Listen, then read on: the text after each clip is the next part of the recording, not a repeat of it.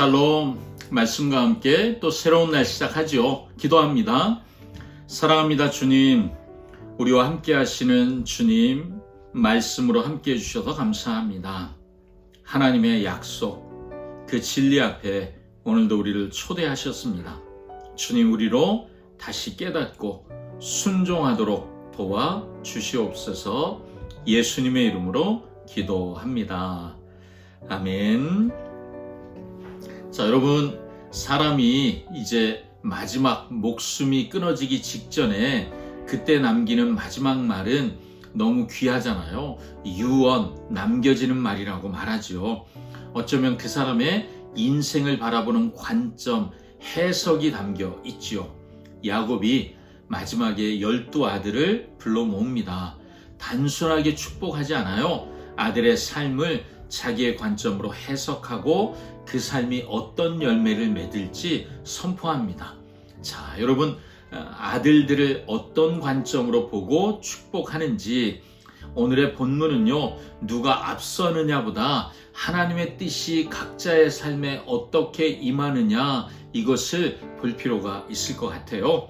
창세기 49장 1절에서 15절 말씀 듣고 올게요. 제49장.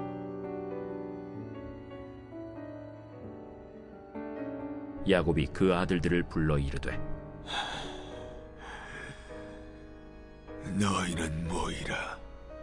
너희가 후일에 당할 일을 내가 너희에게 이르리라. 너희는 모여 들으라. 야곱의 아들들아, 너희 아버지 이스라엘에게 들을지어다.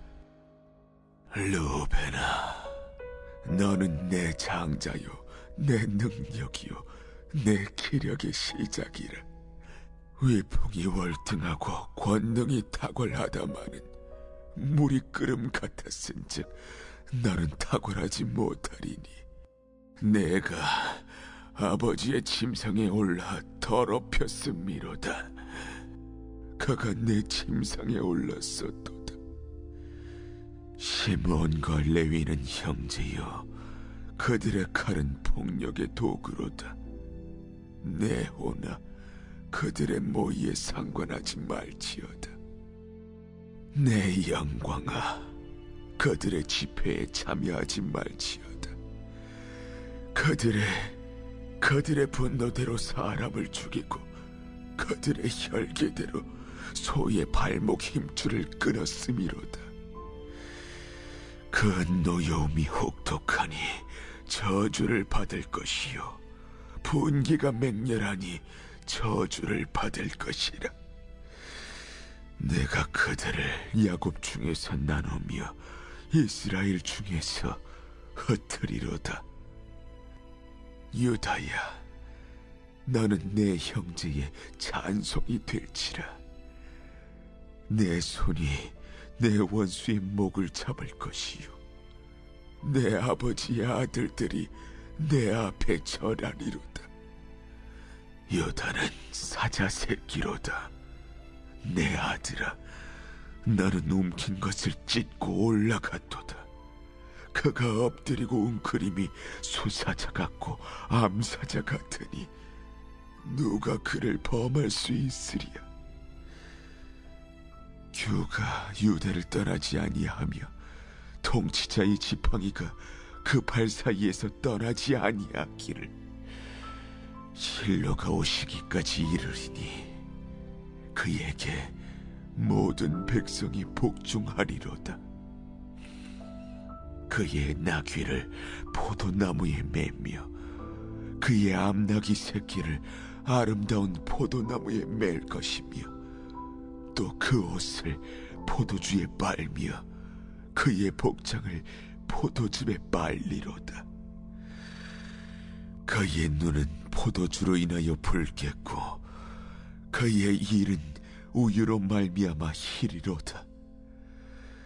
스불론은 해변에 거주하리니 그곳은 뱀에는 해변이라. 그의 경계가 시돈까지리로다. 이사갈은 양의 우리 사이에 꿇어 앉은 건장한 나귀로다. 그는 쉴 곳을 보고 좋게 여기며 토지를 보고 아름답게 여기고 어깨를 내려 짐을 메고 압제 아래에서 섬기리로다. 아멘. 야곱이 이제 아들들을 축복하는데, 자, 첫째 아들 장자 르우벤을 부릅니다. 자, 본래 큰아들 맞습니다. 내 능력이요 내 기력의 시작이라. 위풍이 월등하고 권능이 탁월하다. 이것이 르우벤이었다는 거죠. 그런데 결론은 다릅니다. 충격적이에요. 너는 탁월하지 못하리니 이유가 있어요. 그는 아버지의 침상을 더럽혔기 때문입니다. 장자의 위치에 있었지만 자기 욕망을 다스리지 못했습니다. 은혜로 주어진 자리보다 자기 충동을 쫓아가는 것을 더 크게 여겼습니다. 여러분, 굉장히 중요한 장면 아니겠습니까? 시작이 좋다고 끝이 좋을 수 없다는 것이죠. 장자라는 위치, 좋은 출발, 유리한 조건, 이것이 하나님 나라에 자동적으로 다음 세대를 이끌 리더의 자리에 세워지지 않는다는 거죠. 거룩함을 잃어버리면 탁월함도 잃어버리게 된다. 우린 르우벤을 통해 이것을 배우게 됩니다. 그리고 시므온과 레위를 부릅니다. 야곱은 그들을 축복하는 말 대신 마치 심판하는 것처럼 말합니다. 그들의 칼은 폭력의 도구였다. 창세기 34장에 세겜의 그 딥나 때문에 일어났던 일 이야기이지요. 수치를 어떻게 갚느냐? 그들은 분노로 갚았습니다.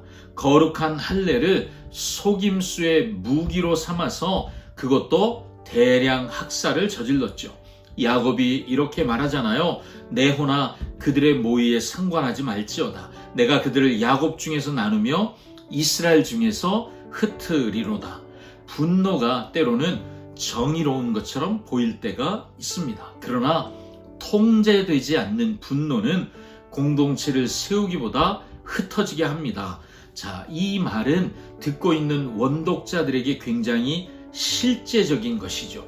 그들이 가나안 땅에 정복 전쟁을 시작해야 하는데 거룩한 전쟁이잖아요. 그런데 시므온과 레위처럼 혈기만 앞세우면 이것은 칼을 휘두르는 위험한 전쟁이 될 수 있다는 거죠. 하나님의 전쟁이 되게 하려면 그들은 철저하게 순종해야 하는 것을 다시 한번 배우게 됩니다. 그리고 유다를 부르지요. 분위기가 조금 달라집니다.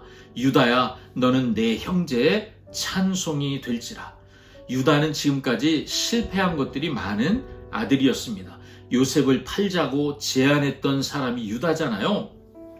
다말 이야기 속에, 며느리와의 관계 속에 풀어내지 못한 그 이야기들이 유다의 이야기잖아요. 부끄러운 이야기였죠. 그런데 하나님은 그를 통하여 어떤 약속을 주십니까? 9절, 유다는 사자 새끼로다. 10절, 규가 유다를 떠나지 아니하며. 자, 여러분, 규가 무엇입니까?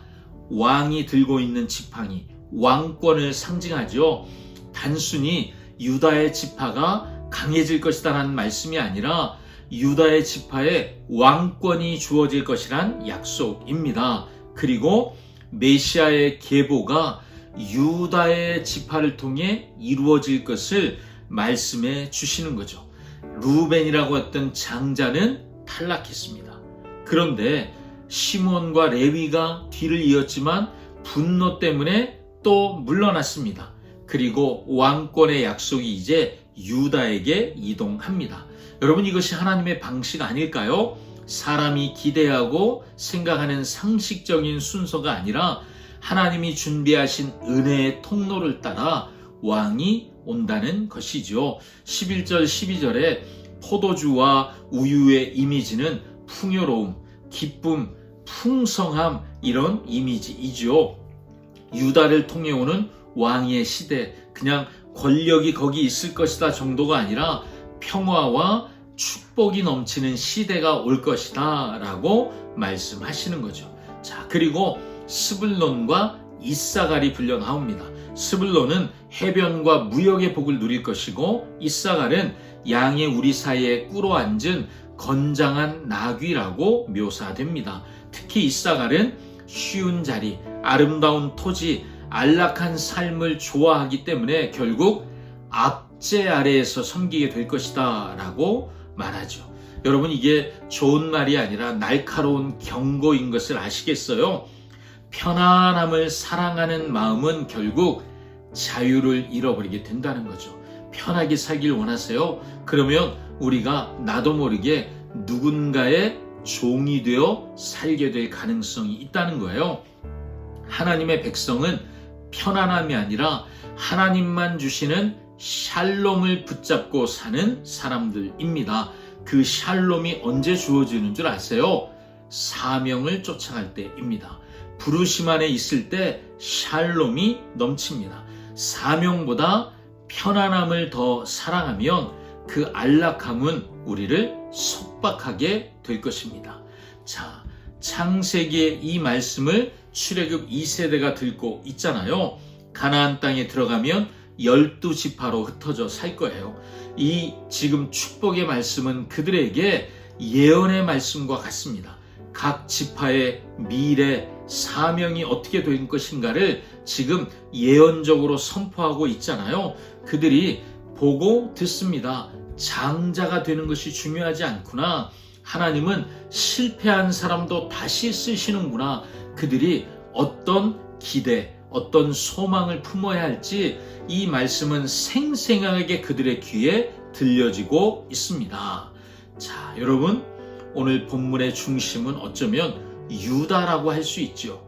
유다의 약속은 그리스도 안에서 완성됩니다.